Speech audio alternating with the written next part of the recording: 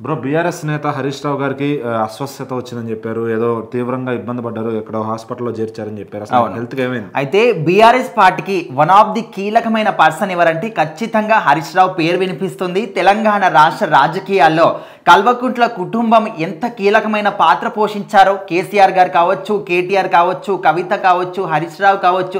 So ఈ విధంగా ప్రతి ఒక్కరు కూడా తెలంగాణ రాష్ట్రం కోసం ముందున్నటువంటి ఎప్పుడైతే సీఎంగా కేసీఆర్ గారు పరిపాలించారో తెలంగాణని అన్ని రోజుల పాటు కూడా తెలంగాణలో ప్రతి ఒక్క అభివృద్ధి పనులు కూడా వాళ్ళు ఎంతో అంటే శ్రద్ధతో చేసిన వ్యక్తులు. అయితే ఇప్పుడు రీసెంట్గా చూసుకుంటే హరీష్ రావుకి మాత్రం తీవ్రమైనటువంటి అస్వస్థతకు గురయ్యారని చెప్పేసి బేగంపేటలోని కిమ్స్ హాస్పిటల్లో తరలించారు అనే విధంగా న్యూస్ అయితే బయటకు వచ్చింది.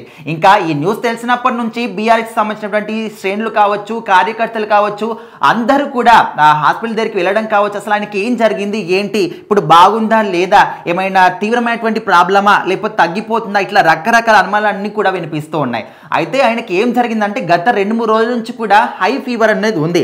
అయినప్పటికీ కూడా ఇక్కడ పార్టీకి సంబంధించినటువంటి కార్యకలాపాల్లో అన్నిట్లో కూడా పాలు పంచుకుంటూ ఉన్నారు. సో ముఖ్యంగా కేటీఆర్ గారు ఫార్ములా ఈ కార్ రేసుకి సంబంధించినటువంటి ఒక విచారణలో ఆయన ఉన్నారు. సో ఆ విచారణ జరుగుతున్నంతసేపు కూడా బయట మాత్రం ఇక్కడ హరీష్ రావు గారు కొంతమంది కార్యకర్తలతోని బయటనే వెయిట్ చేస్తూ ఉన్నారు. అయినప్పటికీ కూడా ఆయన వచ్చేంత వరకు అక్కడే వెయిట్ చేసి తర్వాత మళ్ళీ తెలంగాణ భవన్కి వెళ్ళినప్పుడు కూడా అక్కడ కేటీఆర్ మాట్లాడుతున్నప్పుడు కూడా వెనకాల నిల్చున్నాడు. కాకపోతే ఆయన చూసినప్పుడు అందరూ కూడా అర్థమైంది ఏంటంటే చాలా డల్గా కనిపిస్తున్నాడు, నీరసంగా కనిపిస్తున్నాడు. అంటే ఆయనకు హెల్త్ బాగోలేకపోయినప్పటికీ 2-3 రోజుల నుంచి కూడా హై ఫీవర్ ఉన్నప్పటికీ కూడా నాకు పార్టీ కార్యకలాపాలు ముఖ్యం, పార్టీ యొక్క ఉన్నతి అంటే నాకు ముఖ్యం అనే విధంగా ఆయన పార్టీ కార్యకలాపాల్లో పాల్పంచుకోవడమే కాకుండా ఇక్కడ కేటీఆర్ కూడా అండగా ఉండడం జరిగింది. సో మొత్తానికి ఇక్కడ తెలంగాణ భవన్లో కేటీఆర్ గారు మాట్లాడుతున్నప్పుడు ఆయనకు తీవ్రమైనటువంటి స్టమక్ పెయిన్ రావడం, స్టమక్ పట్టుకొని పక్కెళ్ళిపోవడం. సో ఇది గమనించినటువంటి కొంతమంది కార్యకర్తలు ఆయన్ని వెంటనే కిమ్స్ హాస్పిటల్కి అయితే తరలించారు.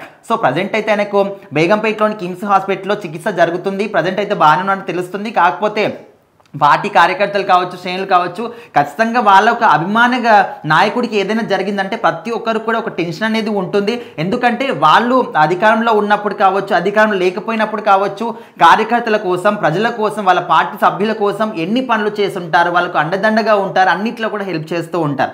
సో అందుకోసమని ఇప్పుడు పార్టీ శ్రేణులు అందరూ కూడా ఆందోళన పడుతున్నారు. కానీ వైద్యులు ఒక మాట చెప్పిన తర్వాత ఎవరు కూడా ఆందోళన పడాల్సినటువంటి అవసరం లేదు.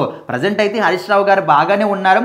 అక్కడ ఆయనకు 2-3 రోజుల నుంచి కూడా హై ఫీవర్ ఉన్నందువలన ఆయన కూడా రెస్ట్ తీసుకోకుండా ఈ విధంగా వర్క్ చేయడం వల్ల ఈ విధంగా అయిందని చెప్పేసి వాళ్ళ చిన్న నోట్ కూడా బయటకు విడుదల చేశారు.